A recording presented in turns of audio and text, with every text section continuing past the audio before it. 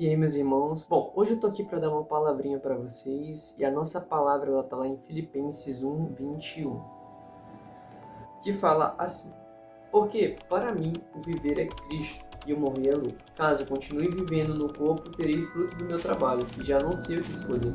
Estou pressionado dos dois lados. Desejo partir e estar com Cristo, o que é muito melhor. Contudo, é mais necessário, por causa de vocês, que eu permaneça no corpo. Convencido disso, sei que vou permanecer e continuar com todos vocês para o seu progresso e a alegria na fé. Essa palavra, ela é muito confrontadora. E a mensagem que eu queria trazer hoje é a respeito dessa pequena frase que ele diz já no início, de 1 Filipenses 1:21. Porque para mim, o viver é Cristo e o morrer é lucro. E sabe, eu tenho refletido muito a respeito disso, de pensar o que essa frase ela se aplica na minha vida. Tipo, o que essa frase ela se aplica, o que ela quer dizer. Bom, quando olhamos para Filipenses 1, para quem não sabe, né, quem escreveu essa passagem foi o apóstolo Paulo, e conhecendo a história de Paulo, a gente descobre o porquê essa frase ela faz tanto sentido. É só voltar um pouco no tempo e quando olhamos para a história de Paulo, vemos que ele era perseguidor da igreja. Judeu da tribo de Benjamim, ele perseguia os cristãos. E ele perseguia os cristãos, ele arrastava lá os homens e as mulheres que, né, pregavam o evangelho, que acreditavam que Jesus era o Messias e ele levava eles para a prisão ali, né? E ele era um cara que perseguia a igreja. Só que ele teve um encontro com Cristo. Ou seja, a partir desse momento que ele ia para Damasco, ele teve um encontro com Cristo e foi o momento que ele caiu do cavalo. Eu não vou me aprofundar na história, só estou resumindo para chegar nessa frase, nesse versículo, a qual eu quero trazer essa reflexão. E aí, naquele momento, o Senhor fala para ele, né? Saulo, Saulo, que no caso o nome dele era Saulo, e esse passou a ser Paulo de Tarso, né? Nosso famoso tio Paulo para os mais íntimos. E aí, a partir disso, ele teve esse encontro com Jesus. E através disso, ele foi transformado, né? Quando Jesus fala para ele, Saulo, Saulo, por que me persegues? E aí, ele ficou cego, né? Por causa da luz, né? O esplendor de Cristo naquele momento. E aí, 3 dias depois, ele recupera a visão com a ajuda de um carinha lá. E aí, ele começa a viver, sabe? A vida dele é totalmente transformada aqui, de forma assim, radicalmente. Né? Quando a gente olha assim para nós como cristão, né? Quando a gente olha para nós, eu quero que a gente reflita muito nisso que eu vou falar. Cara, por exemplo, a gente tá vivendo, a gente passa a ser cristão. Eu falo assim, eu com o Senhor, né? Fazem 3 anos que eu sou cristão, né? No caso assim, cristão, eu vim ser, sei lá, do ano passado pra cá, porque o que é ser cristão? Ser cristão é o quê? Eu acho que se resume muito ao que Jesus falou, né? De negar a si mesmo, tomar a nossa cruz e segui-lo. Eu acho que isso é ser cristão, se resume muito nessa fala de Jesus. Pra mim, sabe? Pra mim se resume muito nisso, de negar a nós mesmos. E isso tem muito a ver com a palavra de Filipenses sobre viver é Cristo. Então, ser cristão também é viver para Cristo. Mas para viver para Cristo, você precisa negar a si mesmo. Por quê? Porque não tem como servir dois senhores. Os seus prazeres em Cristo, a sua vontade em Cristo, o seu eu em Cristo. Não tem como. E aí a gente percebe, olhando para a vida do apóstolo Paulo, que ele se renunciou totalmente. Ele pegou a sua cruz e começou a seguir Cristo. Só um minuto que tem um avião passando, então vou esperar passar. Tá, e aí a gente percebe essa mudança radicalmente.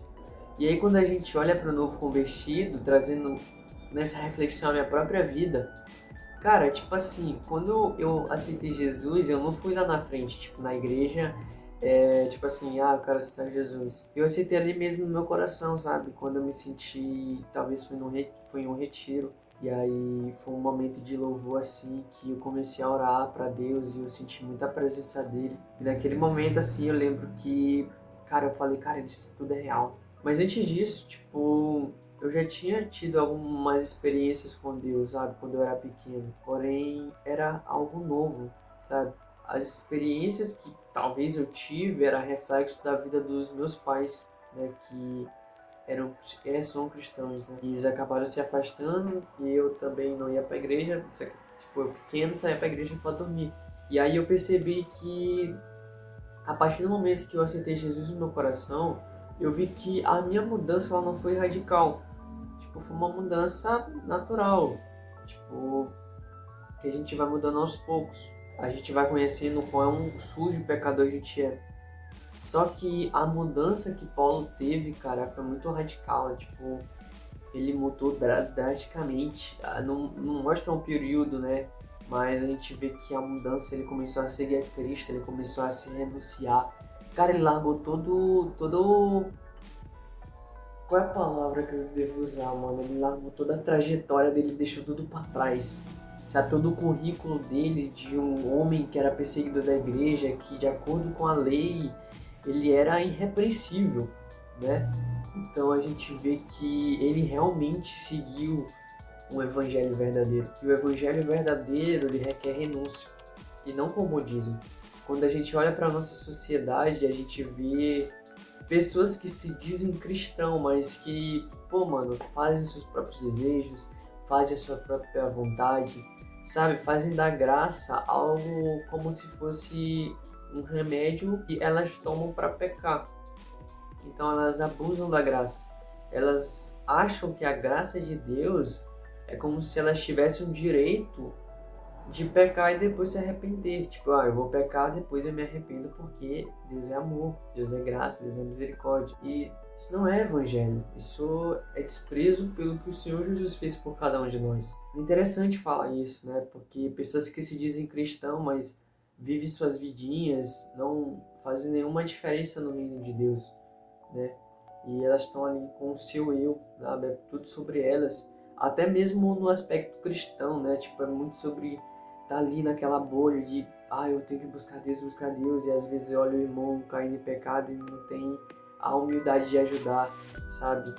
E de olhar o seu familiar do lado que está tendo dificuldade de ler a Bíblia e não conseguir ajudar, de Deus, sabe? De entregar para Deus ou apenas orar, mas não ter, sabe, essa mão apoiando, sabe? De ver ali uma pessoa passando por um momento difícil, não, sei lá, trazer uma palavra, de olhar muito para si mesmo, sabe? Muito sobre o meu propósito, muito sobre o meu chamado. Eu tenho que buscar Deus, e esquece muito do que, né? O que Jesus também falou, né? Sobre seguir um mandamento, mas desprezar outro. Seguir o eu amo Jesus sobre todas as coisas, do amar Deus sobre todas as coisas e desprezar o amar o seu próximo como a si mesmo, né? De tá amando apenas a si mesmo e não o seu próximo. Que também faz parte do Evangelho, porque o Evangelho é de Jesus, mas é sobre o outro. É de a gente dar as boas notícias, né? O Evangelho é boas novas, é dar boa notícia para as outras pessoas. E a reflexão que eu tiro dessa palavra de viver a Cristo é exatamente isso. Ela está muito ligada com o que Jesus falou sobre entrega. Essa é a chave desse vídeo, entrega. De se entregar totalmente a Cristo. Assim como Paulo se entregou totalmente a Cristo.